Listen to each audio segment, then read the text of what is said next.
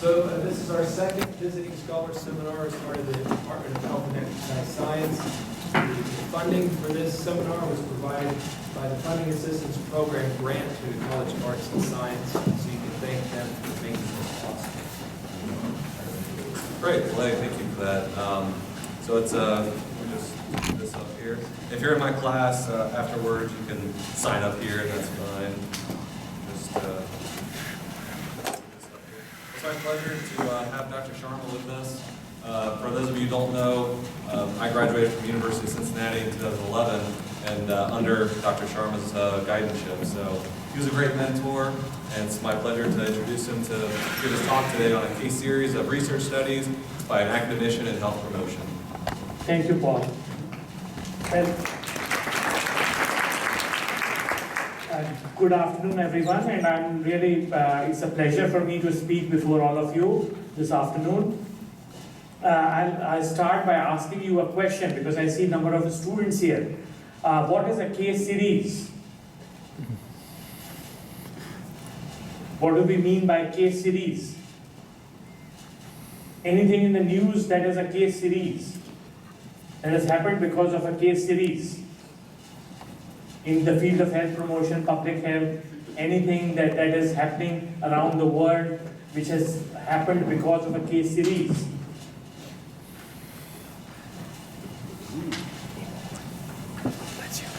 Yes, Ebola, very good. Like that, we have the HIV/AIDS. HIV/AIDS disease was discovered because of a case series. We had a case series of Kaposi sarcoma, and because of that case series, it's a qualitative research method. And that is why, in order to share about my research, I have chosen this particular design, which is a case series. So I'll share with you several studies, several cases, which are going to give you an idea about what research I do. But before that, let me give you a little bit of a background about myself, how I have evolved into a researcher in the field of health promotion. I started my career as a physician back in India in the year HIV/AIDS was discovered. Anybody knows which year was that? 1981. So that was the year I started medical school at the age of 17 years. So you can calculate my age. So that was the year I started medical school. I was not very keen on pursuing medicine, and I did very well in the field of preventive medicine, which was one of the specialities that in the medical school they cover. So I decided to move into preventive medicine, and I joined my first job in public health after completing my residency was with Voluntary Health Association of India, VHAI. It's a federation of about 3,000 not-for-profit organizations in India, and I conducted training programs based on Freudian praxis. Anybody has heard about this term before? Freudian praxis. There's an adult educator from Brazil called Paulo Freire, and he developed a theory of adult education which is known as it is reflective action and active reflection. If you want to inculcate education, you have to move away from banking education into more of a participatory type of an approach where the learner also asks questions, and as you are seeing that I am asking you a lot of questions. So that is the approach which Paulo Freire basically imbibed. And then I immigrated to the United States in 1992 and joined a community health master's program followed by a PhD program in preventive medicine from the Ohio State University School of Public Health. At that time it was a School of Public Health, now it is a College of Public Health. And then I worked with a local health department while I was doing my doctorate. I joined City of Columbus health department as health promotion supervisor so that I could gain first-hand experience of public health here in the United States. And I was in charge of the heart health program that the city was conducting. My first job in academia was at University of Nebraska. I was associated with the campus at University of Nebraska, Omaha, which was my primary responsibility. I also had joint appointments with University of Nebraska Medical Center and the University of Nebraska at Lincoln and many of you may know about the football team in UNL. So at that time you could not do anything, but the Cornhuskers were the only ones you could cheer. They would not allow you to cheer by Buckeyes or anyone else. So that was the kind of the situation in Nebraska. So I worked there with several community-based organizations for almost 7 years. I worked there, and I worked with Charles II Health Center, with the African American community, with the Indian Chicano Health Center, with several of those community-based organizations, and developed a number of grants and several other programs. I also worked part-time for several institutions like Central Michigan University in their healthcare administration program, Walden University, which is an online program, Southern Illinois University at Carbondale, it's a weekend program for military personnel. They had in healthcare management, so I taught for those programs there. Then I joined, in 2004, I joined the University of Cincinnati as a professor and worked there for 10 years. I had close ties with Ohio Commission on Minority Health. I still work for Ohio Commission on Minority Health, and one of my research areas I will share in subsequent slides is my work with the Commission on Minority Health there.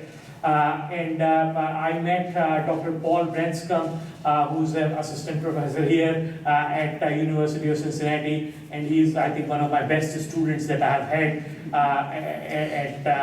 in my time there. So we did a lot of research together, and we continue to work together on several projects, and he's a very able man. And then I've just joined last 2 months back Jackson State University in Mississippi, because I wanted to move to a warmer climate. I was tired of the home winters in Cincinnati, so I said that I need to move to the south, and Jackson State University offered me a position, so that's where I'm in the school. They are forming a School of Public Health. Starting in fall 2015, they will have a School of Public Health, the first in the state of Mississippi. So that's where I am right now.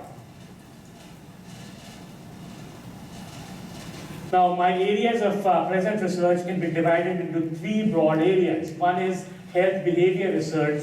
In the area of health behavior research, I have worked in the area of childhood obesity, mental health, physical activity, social support, social cognitive theory, theory of planned behavior, trans-theoretical model, health belief model, integrative model. So all these areas I have worked, and I'm beginning to work. Integrative model is a newer area which Dr. Branscombe is following, so I'm starting to work in that area as well. But the rest of the areas I have worked, and I will share some of the cases or the studies that I have done in these areas. The second broad area where I work is community-based participatory research. That is the work with the Ohio Commission on Minority Health, where I work with minority health projects and work one-on-one in a participatory approach, evaluating them, helping them in the planning process and things like that. And then once again, Fraley and Praxi, which the kind of work which I did in India, Vietnam and other countries. And then with the MCH programs. MCH, everybody understands? What is MCH? Maternal and child health. Maternal and child health. That is one of the subspecialties of public health in which we work. And then international settings, I have traveled to several countries and done country level evaluations. I will share some of them with you this afternoon. And then I have also worked with coalitions, especially the evaluation of coalitions. Coalitions are very popular in our field. There are different organizations trying to work, but most of the time they do not accomplish their goals. So in order for them to accomplish their goals, what are some criteria, how to evaluate them? That's the area that I have done. And then NGOs or the non-governmental organizations, I have worked with non-for-profit groups here in the US and in India to strengthen those groups.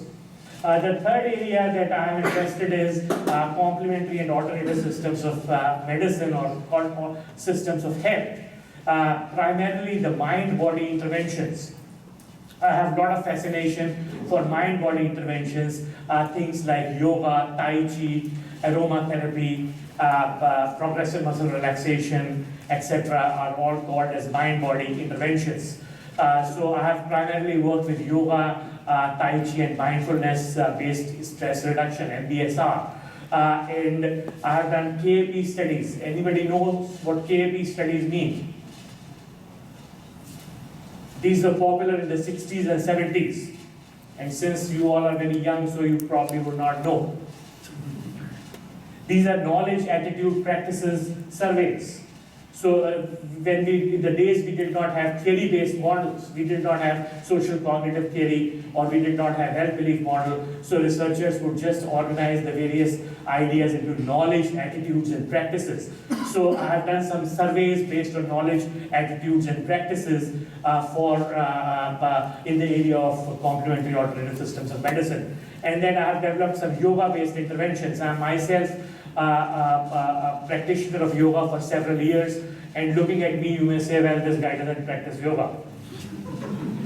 Well, I believe in only the meditation part of yoga. I don't practice the physical part that much. So I enjoy the meditation part of yoga, and that is what I try to teach also. So that is the yoga-based intervention. And then osteoarthritis, I have applied a yoga-based intervention for osteoarthritis, for anxiety reduction, and so on. Some of them I will share with you this afternoon. So these are the three broad areas that I do research in. The first one is, the first set of cases that I have delineated are theory-based efficacy trials. So I used behavioral theories to conduct various kinds of efficacy trials. Efficacy trials are trials which are conducted in which setting? Can anybody tell me? Efficacy trials. There are two types of trials, efficacy trials and effectiveness trials. Efficacy trials are conducted in what type of a setting? In optimum settings, in lab settings, or another word for that is controlled settings. And then effectiveness trials are the ones which are conducted in real world settings. I have not reached the level where I'm conducting effectiveness trials. I'm conducting mainly efficacy trials where I try to control the situation as far as possible to my satisfaction. And I have developed problem-solving intervention. I have developed childhood obesity prevention intervention in upper elementary school children, building healthy lifestyle for heart health, promotion of mental health, promotion of HPV vaccination in college youth, and safer sex intervention. These are some of the examples of the theory-based efficacy trials. And one of the trials, let me show you what it looks like. This is the problem-solving skills intervention which I developed for the upper elementary school children, mainly 5th and 6th grade school children. And it was based on social cognitive theory. It was a group randomized controlled trial. Now, with a group randomized controlled trial, what happens is that the unit of analysis is the individual, but the unit of randomization is the school or the classroom. In this case, it was the classroom. So that requires what is called as a partial hierarchical or a nested design to analyze. So that was the kind of a design that we had, where 5 classrooms were allocated to SCT-based or social cognitive theory-based intervention, and 5 to knowledge-based intervention. And in all my research, I try to develop the various instruments very religiously with psychometric properties of validity and reliability. So you can see that I operationalized here situational perception of the stressors, expectations, expectancies, self-efficacy, self-control. These are the constructs of the social cognitive theory. And then I did face and content validation by a panel of experts. I did confirmatory factor analysis for construct validation. I did test-retest reliability, rater-inter-rater reliability for the scoring sheets, and Cronbach's alpha for internal consistency. So all those measures I followed in developing the instruments. And this was the acronym that I came up with, SMART. S for stressor. Think of many ways. Now with children what happens is they will jump on the first thing that comes to their mind. They do not think through several solutions. So our task is to make them think through several solutions, several possible alternatives. So that is the many ways, and then the all good points about each way. You want to evaluate each point for the advantages and the disadvantages, and then select one choice. and that was the SMART acronym and the SMART process of problem solving skills. And here were my results. If you see, most of the constructs, they changed in the right direction for the SCT-based group. If you look here, the problem-solving skill in the SCT-based group was 30 units, and it was only 15 units in the knowledge-based group. So almost double the effect we were able to get with the theory-based group. Almost double the effect. So that makes a reason that we should employ theory-based approaches in our practice for not only problem-solving behavior, but for other health behaviors also. This has implications because this approach works. So this efficacy trial was able to demonstrate that. And then some future studies in this area that I will be conducting, I have not yet conducted those, would be problem-solving skills with African American children. I have just moved to Mississippi, and I'm in the process of talking with Jackson public schools and trying to work with African American school children and replicating this study with African American school students.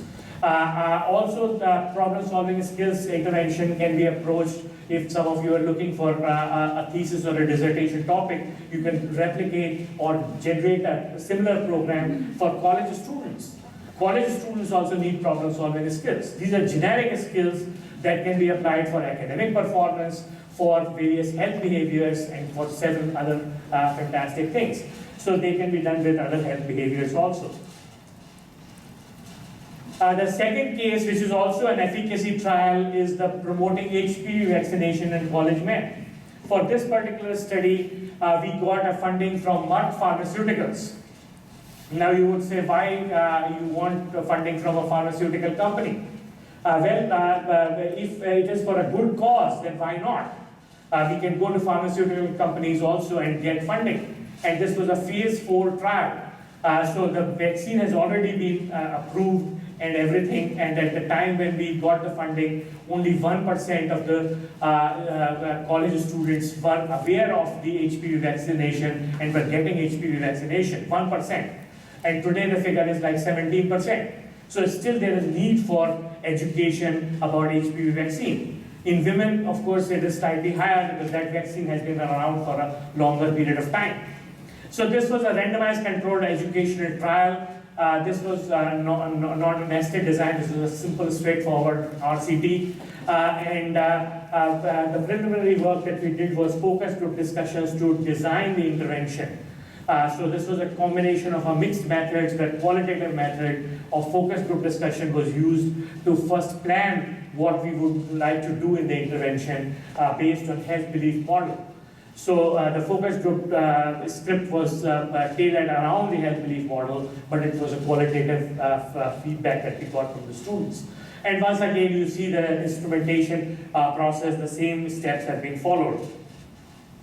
And then the salient findings were that all the constructs of HBM improved over time. So we were very successful with this intervention also, where the 6 constructs of the health belief model showed improvement from pre-test to post-test. And then regression analysis we did, and as a result of that self-efficacy, perceived barriers, and perceived severity, these 3 constructs accounted for 35% of the variance. So that was very good that the 3 constructs accounted for as high as 35% of the variance. Some of the future studies that I'm planning, and I'm talking to Dr. Branscombe about it if he's interested in testing the effectiveness of this model. So we will take this model from an efficacy level to a multi-centric effectiveness trial, provided we get some funding. So we will once again approach Merck Pharmaceuticals for that funding, and we can then replicate it at several centers and see whether this one works or does not work. And then use of social cognitive theory. One of my students has taken up this task, and he is at University of Alabama. He has already done that study. So that study is now has been submitted to for publication just last week.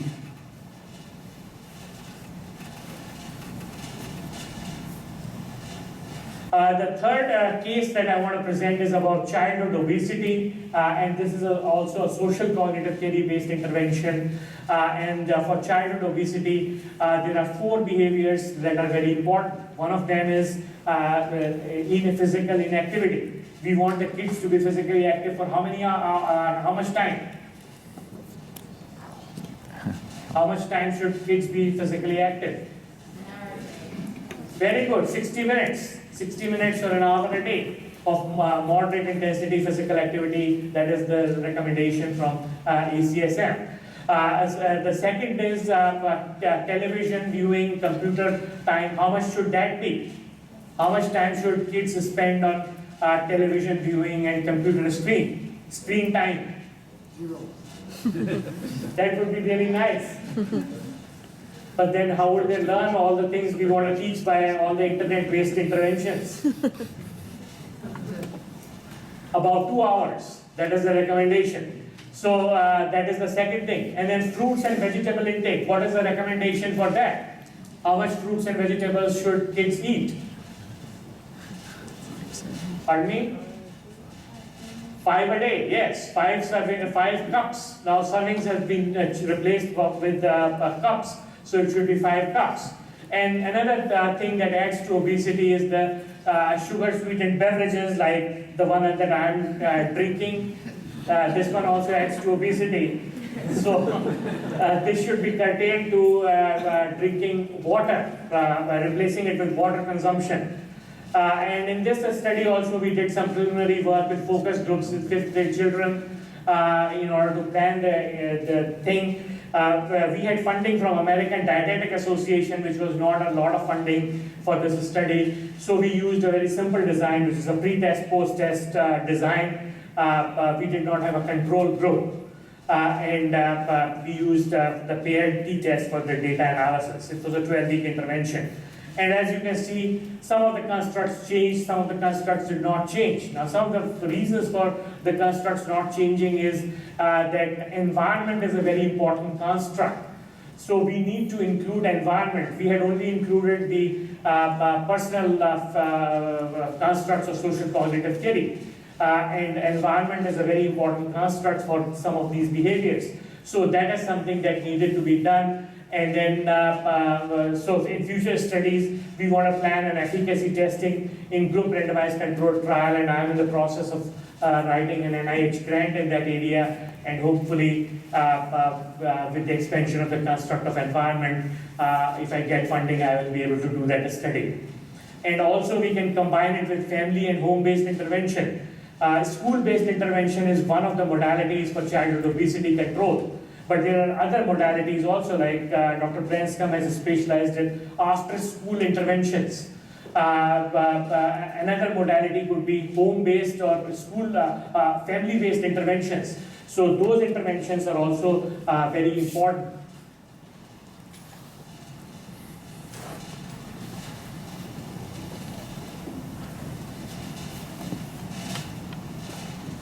Now the second track that I do, the second type of research, besides these efficacy trials, are the behavioral epidemiology type of studies, which I call predictive studies.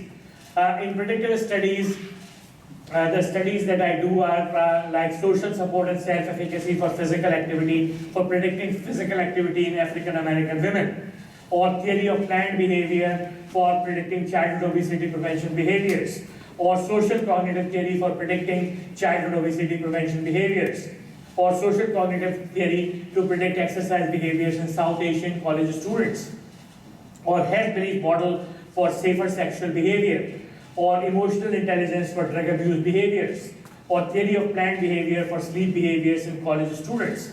So these are the kind of predictive studies which use basically a cross-sectional design.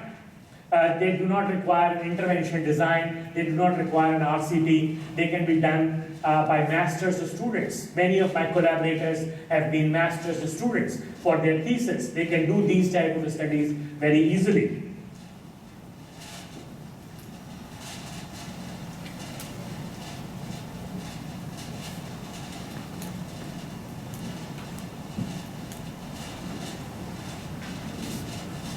This is a study that I did on physical activity in African American women, where I looked at the independent variables of self-efficacy and social support.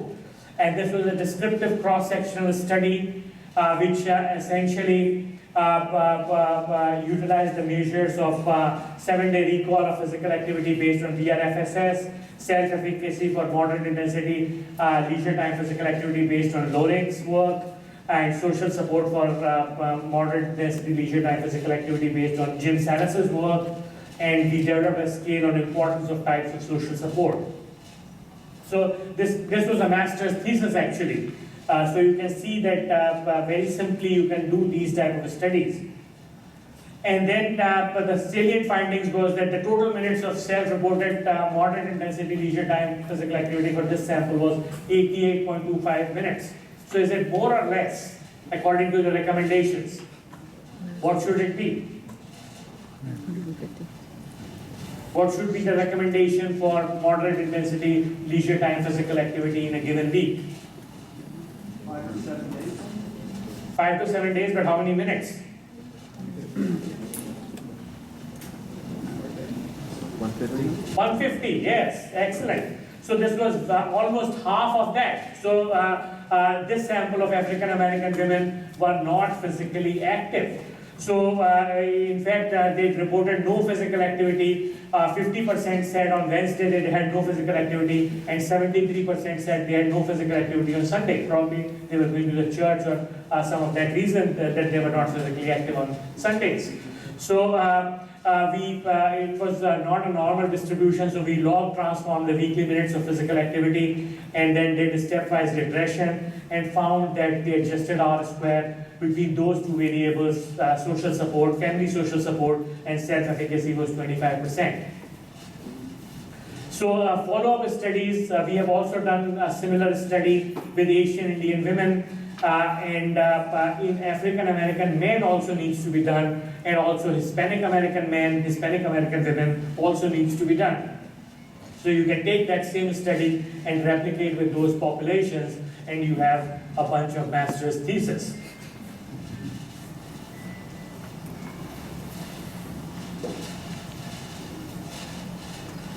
And then another case is that of the predicting childhood obesity prevention behaviors, the same 4 behaviors that I mentioned earlier, using a cross-sectional design with a 52-item subscale. We predicted it, and you can see the various R squares, not very impressive, but still predicting those behaviors. We have done some replication of this study with Chinese children, with Indian children, with African American children, with Taiwanese children, and in children in Mississippi is right now planned. Now, this particular model did not work with Indian children. Can anybody tell me the reasons why that would have happened? In Indian children, social cognitive theory was a dismal failure. Social cognitive theory was not able to predict those 4 behaviors that we were saying it would predict. And recently we have done another one in Iran, and in Iran also it is a dismal failure. Why in these countries it is not working? Yes, Dr. Branscombe. I would guess it has something to do with their economy, but it's not up to them. There's other important factors like environment that's preventing them from doing some behavior. It is because of the cultural reasons. Cultural reasons. The culture in India, for example, the decision for physical activity and eating behavior is not made by the children. It is made by the parents. The parents decide what the child is going to eat. The parents decide whether he will play outside or he will study indoors. So those decisions are not being made by the children. So that emphasizes the need for culturally relevant models to be around when we are dealing with different variety of populations. We cannot take a model from the West and say that it is going to work everywhere else. Now the second track that I have is community-based participatory research. And I have done a bunch of participatory evaluations of minority health projects in Ohio with Ohio Commission on Minority Health. And of course, many of these projects, this is qualitative research. So many of these projects don't get published in journals, but they come up with what is known as a professional report. So you would come up with, I've written maybe about 100 such reports, but they are not published in peer-reviewed journals. And then I have done country-level evaluations of community-based rehabilitation project in Vietnam, Mongolia, and India. In these countries, I have conducted evaluation of the rehabilitation programs. Now, why I got interested in rehabilitation is because my wife, she met with a very serious accident the year I became an assistant professor in 1997. And she was paralyzed and remained in coma for 30 days, and a lot of problems with her because a teenage driver hit her. She was a pedestrian. So as a result of that, I saw the quality of care here in the United States. It is institution-based rehabilitation.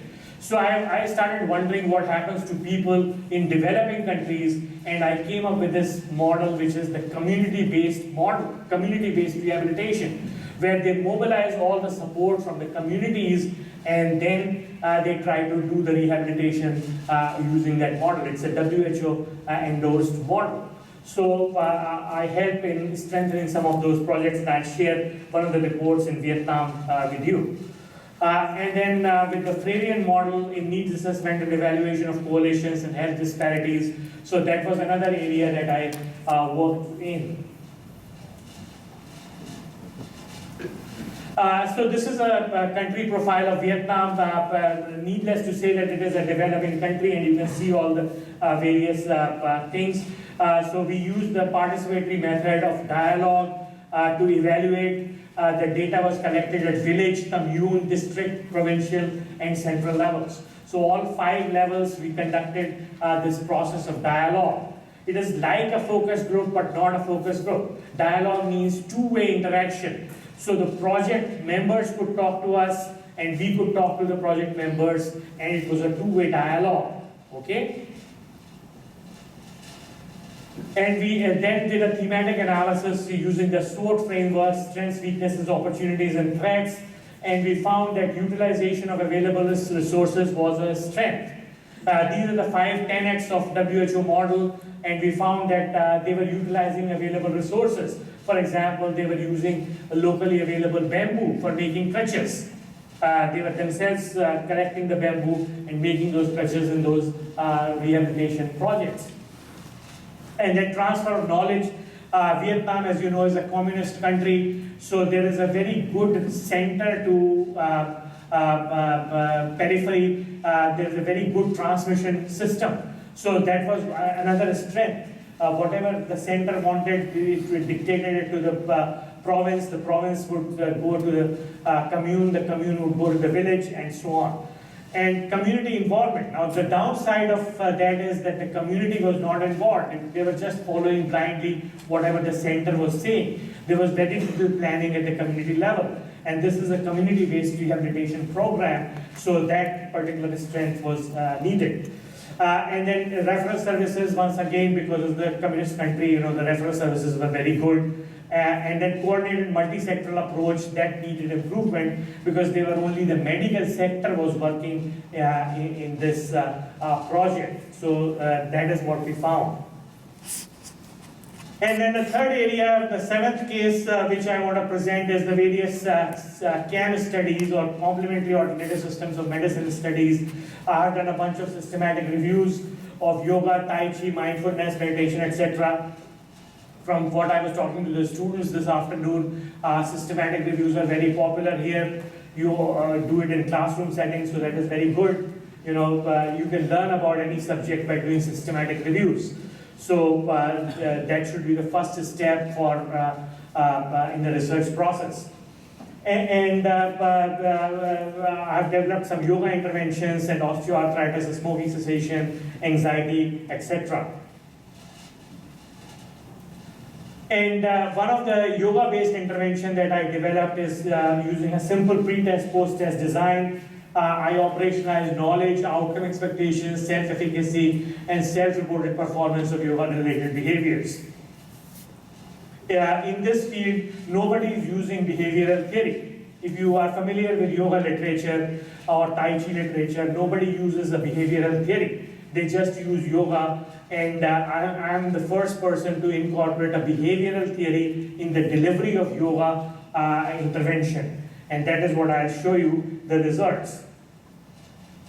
If you look at the results from pre-test, post-test design, which is a simple design, from 2 units, the knowledge, perceived knowledge improved to 10 units, 5-fold increase, 45 units to 59 units expectations, 3 units to 16 units self-efficacy, 1.6 units asana self-efficacy to 5.8 units, 1.19 units to 8.10. So that is the beauty of a theory-based approach, that you can very clearly demonstrate the improvement in the various constructs and thereby show that things are working.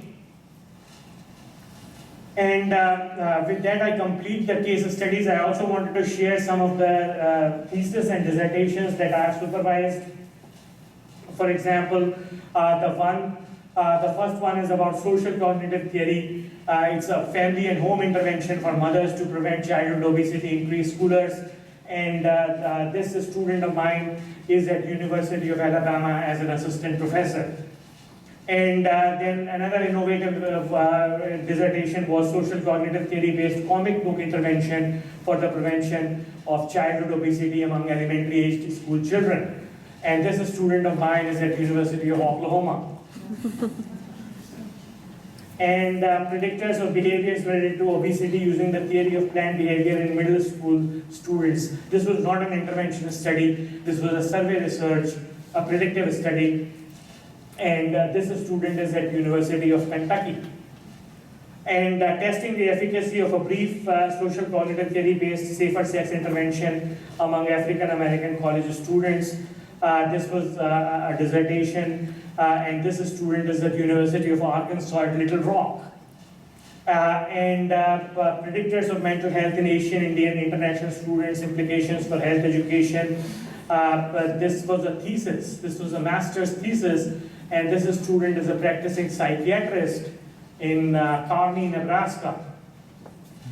And then predictors of alcohol use and binge drinking among Asian Indian students based on social cognitive theory. This was also a thesis, and this student just completed his PhD in epidemiology and is a postdoc at Children's Hospital in Cincinnati. And the theory of planned behavior-based predictors of sleep, intentions, and behaviors in undergraduate college students at a Midwestern. This was also a thesis, and this is the same student as the first one. Now, what future research directions I will be taking in the next 5 years or so? I'll be working on childhood obesity interventions in school children, after school settings, minority groups, family and home interventions. I'll try to combine these settings and write a major grant to do a multi-sectoral type of an approach with childhood obesity intervention, especially operationalizing the construct of environment in the social cognitive theory. And developing and evaluating internet-based health education interventions, especially for physical activity. Internet-based interventions are becoming very popular, and I've developed some of them in the area of mental health and things like that, but I want to develop some with the physical activity in mind. And then mixed model process and impact evaluation of minority health projects using Freudian model. And then efficacy testing of mind-body interventions for health promotion, smoking cessation, cancer remission. In cancer remission also, the mind-body interventions are becoming very popular and have been found to be effective. So that is something we will be doing. And then student research supervision using both qualitative and quantitative methods, and collaborative research work with my colleagues, sharing my efforts in student development and evaluation. And these were the references that I have. Thank you very much.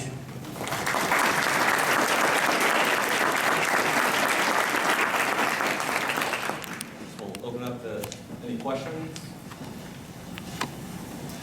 Questions or comments?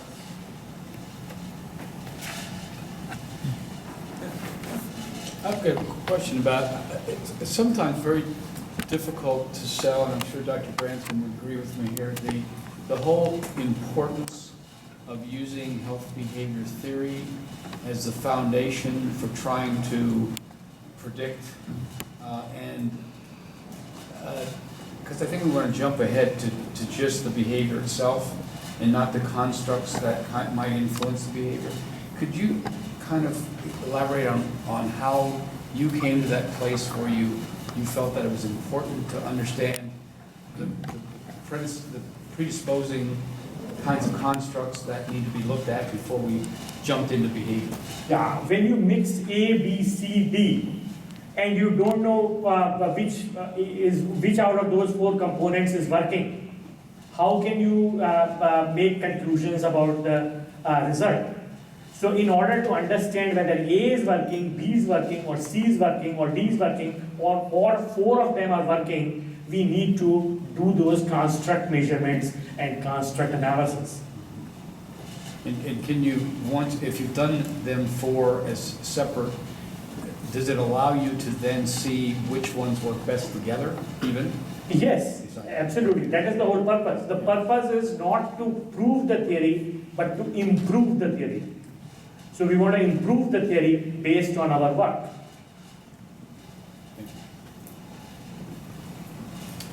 Questions? Yeah. In your study regarding physical activity in African American women, you mentioned the social support was really important. Did you look at what types of social support? Like, did you break it down into, I don't know what, like, what Yeah. types of social support? Jim House has given a classification of social support into four types: emotional social support, instrumental social support, appraisal social support, and which one am I forgetting? Informational social support, yes. So those are the four types of social support. So we had a scale, if you remember, the one that I developed, it tapped into all those four social supports. And then Jim Salas's scale was tapping into family social support and friends social support. So we found that it was the family social support and rest of those were not significant. So it was only the family social support which was significant for African American women in that sample. Also, just add, when it comes to evaluating social support like that, it's almost impossible to delineate the four types to say, well, which one's working more, emotional or instrumental. So really, you have to treat it as global social support. When you create those models, there's too much linearity, basically, that those models won't work. So you can't really distinguish, well, is it emotional support then, or is it an instrumental? It just works as total. But you can break it down as family and friends. Where it's coming from. That would be more practical type of an approach. So you can either build family social support or friend social support, because there is overlap, which Dr. Branson is rightly saying. Yes, sir. You mentioned a lot of your different ethnic groups that you're looking at in terms of the studies that you've been doing. Do things like income level or education level confound findings, or is there a way of accounting for people if they're at lower income, middle income, or high income, in terms of, does it change whether the social support is from family versus another type of support based on income or education? Yeah, that would be a very interesting question, but I have not operationalized it with the income level because of the practical difficulties. It is very difficult to find people from several strata, in the samples. Other questions? Yeah. You said in the study that you did with the Indian children that the social cognitive theory wasn't applicable to the cultural differences. Is there other theories that you could apply, or are you saying that we really need to have an entirely new theory to apply to other cultures? I think social cognitive theory would work in the Indian context because I am a very strong believer of social cognitive theory myself. Provided we choose the right constructs. We did not have the construct of environment. Had we included the construct of environment, then the theory would work. So we chose self-efficacy, self-control, expectations, expectancies. So those are all personal level constructs. So personal level constructs did not really work. But if we had included the construct of environment, then it would have worked. Okay? It's a very robust theory, social cognitive theory. Don't misunderstand me. It's a very powerful theory. But the way we operationalized it, it did not work with that. Okay? Other questions?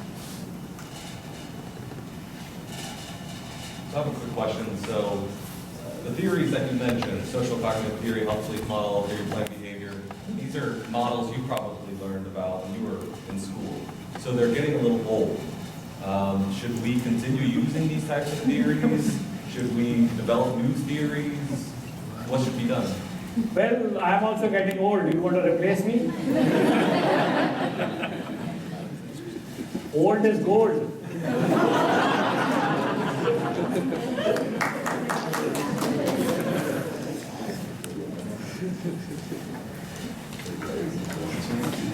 There's your answer.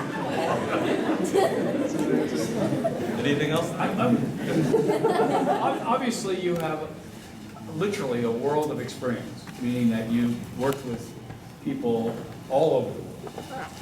And you came to this country in '92. Okay. So you've put in a good 20 so years here. If you could narrow it down to maybe 2 or 3 of the biggest lessons you've learned in changing, coming from a culture and going into the American culture, could you kind of identify things that would be good lessons for us to learn about an outsider looking at?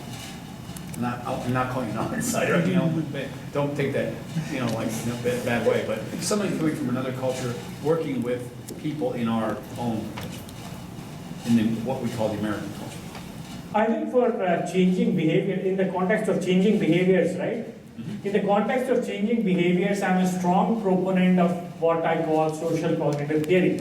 So if you look at from the lens of social cognitive theory, things become very clear. Like you have to change, you have to be convinced of the benefits of the behavior that you want.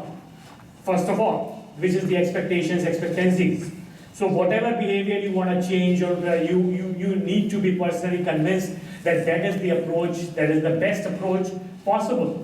Then you need to develop confidence in your ability by developing small steps, by looking at verbal persuasion, by looking at all those things that self-efficacy is built by. So self-efficacy is the second most important thing. And then self-control. Ultimately, you have to control yourself in terms of whether I want to change this behavior. The willpower or the self-control lies with you. And that is a very important determinant of the thing. And then look at the environmental factors, and then look at the situational perception, and then look at the emotional coping, and so on. So I think that is the most important thing for changing behaviors. Yeah, and you mentioned that because of like the Indian culture, there was that. I mean, if you said, I mean, when you said that, I'm sure that most of the American students would go, yeah, right. Parents are going to tell me what I can eat and what I can do, and that I would think is very foreign to. Am I guessing here? Depends on your parents. Well, again, that may be the case. It may be that would fit with certain people's parental experience. What was the age group of children? These were like upper elementary, 5th grade. Okay. Yeah, Fifth grade children. We're more involved there, certainly. Yeah. Yeah. Just curious. Thanks. Question?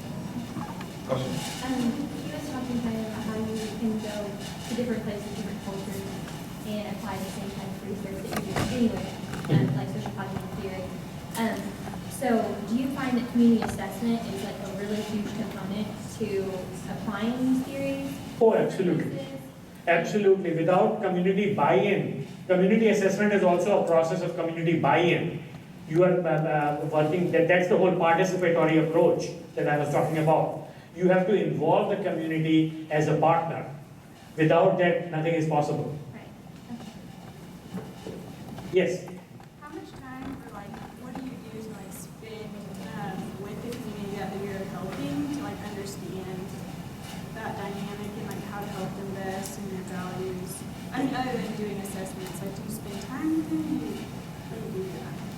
Yeah, like for example, these country evaluations that I have done, I would spend typically like 1 or 2 months reading all the reports, the documents, the literature, so on. And then I'll go in the country, the first week I will spend talking to the people, finding out. The second week I will conduct the thing, and third week I will wrap it up. And then, so it is generally a 3-week job.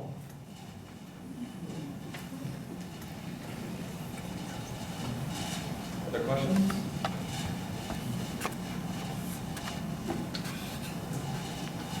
Thank you very much, Dr. Sharma, for coming.